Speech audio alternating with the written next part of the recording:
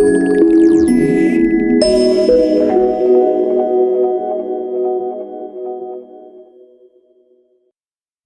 to AlignBooks. We are happy to have you on board.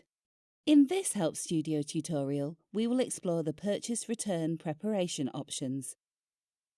Before we begin, let us understand about the need of purchase return entry and the relevance of this particular activity. If goods purchased by you are returned back to the vendor for any reason, for example quality problems or rejected at customer level, etc., you need to account for such material returned back. Purchase return memo is just like a purchase debit note, with the difference being that in a simple debit note, your inventory records do not get affected, whereas in purchase return note, there is an impact in the inventory record, also along with the financial posting. You can create a purchase return under Purchase module of AlignBooks. The key functions of Purchase Return module are creation of a new purchase return, modification of an existing purchase return, deletion of an existing purchase return. Configuration. AlignBooks provide you with a facility to configure your purchase return documents with respect to choice of linking with parent document, choice of maintaining multiple series of documents, a choice of sending email and SMS on creation or edit or approval of the document, and for approval system settings, etc. Click on Configuration to configure this document. Let's now understand how to create a new purchase return in simple steps. You have 3 ways to prepare a purchase return. Enter fresh data for the first time. Open an existing document and use the copy feature of AlignBooks to make the necessary changes. This will save your time and efforts. If you have data in an Excel format, import data and make the required changes. Let's enter the fresh set of data for the first time. Location. If you are handling multi-locations, select the required location from the drop-down menu. This field is available only if you have configured multi-location on in Configuration, then Company Setup, then General Setup. Create new location. If your desired location does not exist in the menu, you can create a new location by clicking on the pencil icon or the plus option within the drop-down menu. Edit or delete location. You can also edit or delete a location from here. Select a location to be edited or deleted and then click on the pencil icon. The location will be opened in edit mode, and you can edit it and save by clicking on Save. You can delete it by clicking on Delete. Category. If you are classifying your document in different categories, select the applicable category from the drop-down menu. This field is available only if you have configured Document Classification on in Configuration, then Company Setup, then Purchase Setup, then Basic. You can add, edit or delete a category by following the process described under Location tab. Vendor. Select a vendor from the drop-down menu for whom you are preparing the purchase return. You can add, edit or delete a vendor by following the process described under Location tab. Warehouse. If you have multi-warehouses, select the required warehouse from the drop-down menu. This field is available only if you have configured Warehouse on in Configuration, then Company Setup, then Inventory, then Basic. Email. The system will auto pull the email ID from the vendor master. If you wish to change the same for this document, you can do that here. Currency. If your purchases are in a foreign currency, select a currency from the drop-down menu. This field is available only if you have configured Multi-Currency on in Configuration, then Company Setup, then General Setup. If your desired currency does not exist in the menu, you can add a new currency by clicking on the pencil icon or the plus option within the drop-down menu. Conversion rate. The system will automatically get the conversion rate from the currency master if already created by you. If you wish to change the currency conversion rate for this particular document, you can do the same here. Return date. Enter the purchase return date which you wish to reflect in the document. By default, the system will take the current date. You can also pick a different date by just clicking on the calendar function. Invoice number, prefix. While configuring your document, if you have opted to maintain manual prefix, select a prefix from the drop-down list. If the required prefix does not exist in the list, you can create a new prefix by clicking on the pencil icon or the plus option within the drop-down menu. Number. While configuring your document, if you have opted to maintain manual numbering, enter a document number here. Ref number. Here you may enter the vendor's document reference number or previous document number, if any. Say if you have received a written estimate from the vendor, you can give the reference number of that estimate. Ref date. Here you may enter the reference document's date. You can also pick a date by just clicking on the calendar function. Agent. If an agent or broker is involved in this procurement, select an agent or broker from the drop-down menu. This field is available only if you have configured agent-wise billing on, in, configuration, then company setup, then purchases setup. If the required agent or broker does not exist in the menu, you can create a new one by clicking on the pencil icon or the plus option within the drop-down menu. Tax. Select Inclusive from the drop-down menu if rates are inclusive of taxes, else select Exclusive. This field is available only if you have configured tax applicable in sales or purchase on, in configuration, then company setup, then general setup. Also, this field will be active only if you have configured tax in rates document-based, in configuration, then company setup, then purchases setup. Billing address. The system will trace and auto-fill the billing address, GST number, and contact person details automatically from the vendor master. You can make changes if you wish to. Shipping address. The system will trace and auto-fill the shipping address details automatically from the vendor master. You can make changes if you wish to. Payment term. The system will trace and auto-fill the payment terms from the vendor master. You can make changes if you wish to.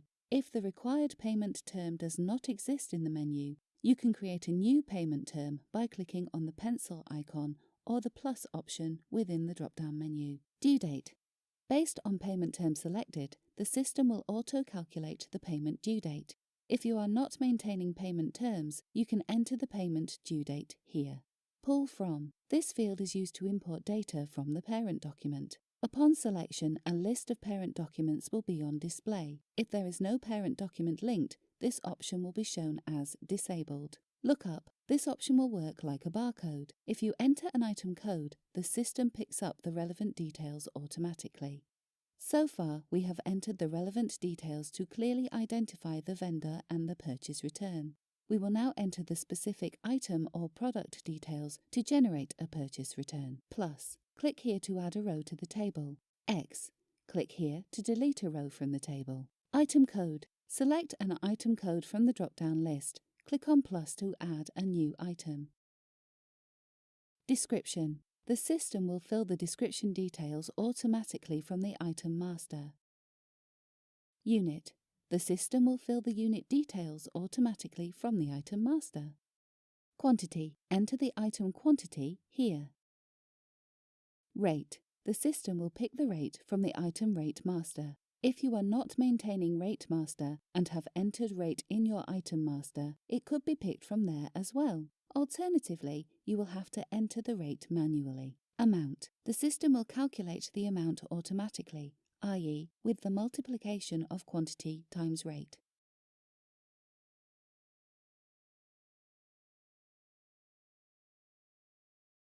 Posting GL. If you have created purchases ledgers item-wise, the system will automatically fetch the GL selected by you in Item Master. Remark. If you wish to put any remark against an item, enter here.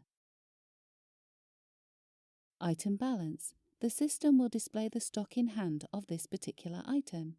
The table is dynamic, and many extra columns in the table will appear based on your configuration in Company Setup. If you set up these fields, you will need to enter relevant values in columns created for each item row. The columns which will appear based on configuration in Company Setup are: column, tax code, will appear if General Setup, tax applicable in sales, purchase, on. Tax rate, General Setup, tax applicable in sales or purchase, on. Taxable, General Setup, tax applicable in sales or purchase, on. Tax amount, general setup, tax applicable in sales or purchase, on. Pack unit, inventory, then basic, then separate packing unit, on. Pack quantity, inventory, then basic, then separate packing unit, on. Print description, inventory, then basic, then separate print description, on. Item serial number, inventory, then item extended property, then item serial number, tracking, on. Batch number, inventory, then item extended property, then batch-wise inventory, on. Service date, inventory, then service, then input service date, on. Service location, inventory, then service location, on. User-defined item-wise charges, purchases setup, then billing setup, item level. User-defined item attributes 1 to 5, inventory, then item attributes, required. Remark, input here any remark pertaining to the document. Attachment, here you may upload any supporting documents which can be used for future reference. For example, you may scan and attach a copy of the credit note received from the vendor. You can browse the location to attach the same. Click on the X to remove the attachment. User-defined fields 1 to 5. During the purchase setup, purchase custom fields. If you have selected user-defined fields, these will appear with the caption provided by you for these extra fields. You may enter the relevant values or data in the applicable field.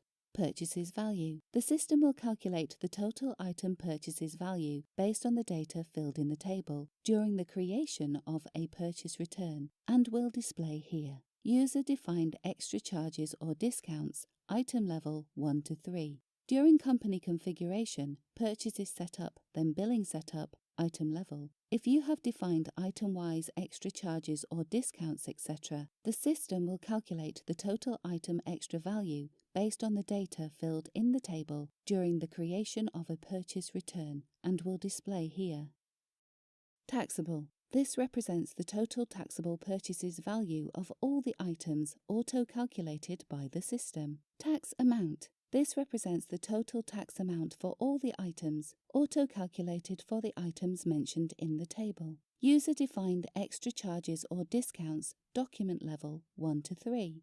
If you have set to have any extra charges or discount on document level, purchases setup, then billing setup, document level, these will appear here with the caption given by you. You can enter the relevant value against each item. Round off. Depending on the round off level selected by you, your document will be rounded off and the round off difference, rounded value, actual value, will be shown here. This field will not be available if you have configured round off none in configuration, then company setup, then purchase setup, then basic. Bill amount. This represents the total return memo account. Attribute. This field is available only if you have selected to use attributes in general ledgers. Configuration, then company setup, then finance, then attribute. And the GL where attribute is linked is affected by this purchase return. For example, if you have allocated an attribute with GL delivery charges and an amount is going to be debited or credited by the creation of this purchase return, the system will ask you to select an attribute to be linked with delivery charges. Logistic details. The system will ask for this information only if you have configured logistic details on in configuration, then company setup, then purchase setup, then basic. Destination. Enter the destination from where the goods are dispatched. Shipping mode. Select the shipping mode from the drop-down list. Shipping company. Select the shipping company from the drop-down list. Shipping tracking number. Enter the shipping tracking number issued by the shipping company. Shipping date. Enter the shipping date. Shipping charges.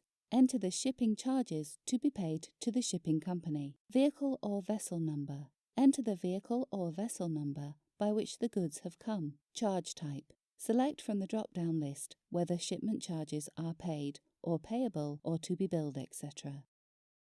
Document through. Enter how the shipment documents are forwarded. Port of landing. If it is an overseas consignment, enter the port of landing. Port of discharges. If it is an overseas consignment, enter the port of discharge. Number of packets.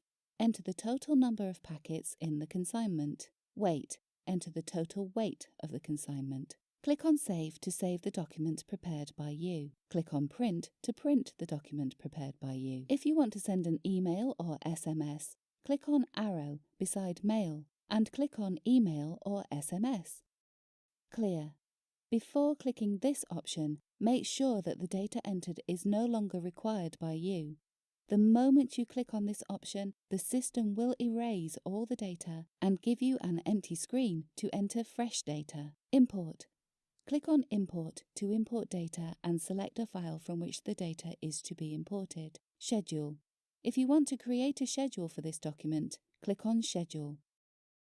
Open. Click here to open an existing purchase return.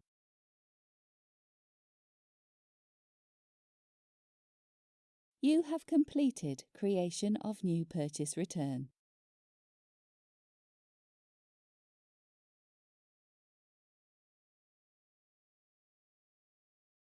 Copy. Click here to copy the values from an existing purchase return. We hope you enjoyed this tutorial. Please give us a call for further help. Happy aligning!